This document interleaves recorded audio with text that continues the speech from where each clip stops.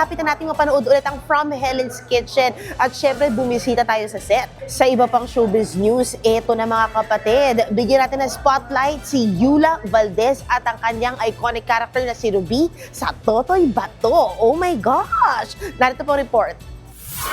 Kahit nag-chills, tuloy pa rin sa mabibigat na eksena si Doña Ruby Perez, aka Yula Valdez, nang maabutan ng News 5 sa set ng Totoy Bato.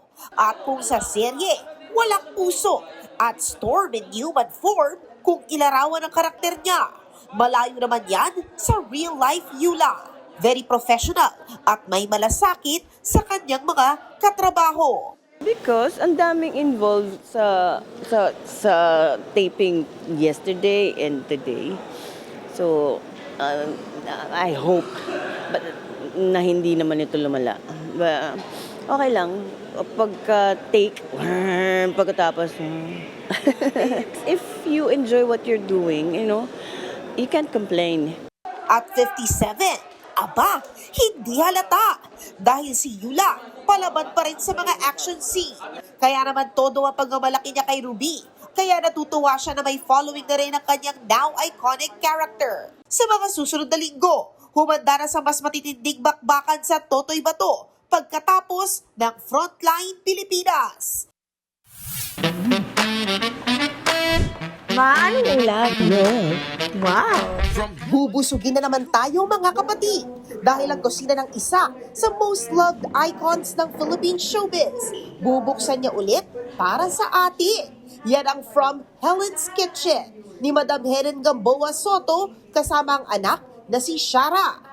I myself couldn't believe it. So, what? Season 5 na tayo of Praise God. Ang sarap ng feeling. On and off cam, isa si Tita Helen sa kinagigiliwan ng mga superstar dahil sa kanyang malasakit at laging pagpapadala ng pagkain sa set. Pati na nga ang pagregalo ng pagkain sa mga kaibigan sa showbiz. I would say it's a language of my love, especially with friends.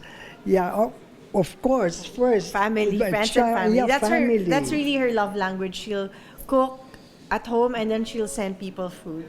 At eto pa, sa kusina ni Tita Helen, hindi lang pagkain, pero pati mga kwento, pagsasaluhan natin. Ang From Helen's Kitchen ay directed by Eric Quizon na naging guest din sa Season 1. Hatid din ang Idea First Company, headed by Percy Intalan and June Robles Lana. From Helen's Kitchen Season 5, serving on February 7, 11 a.m. bago mag-eat bulaga.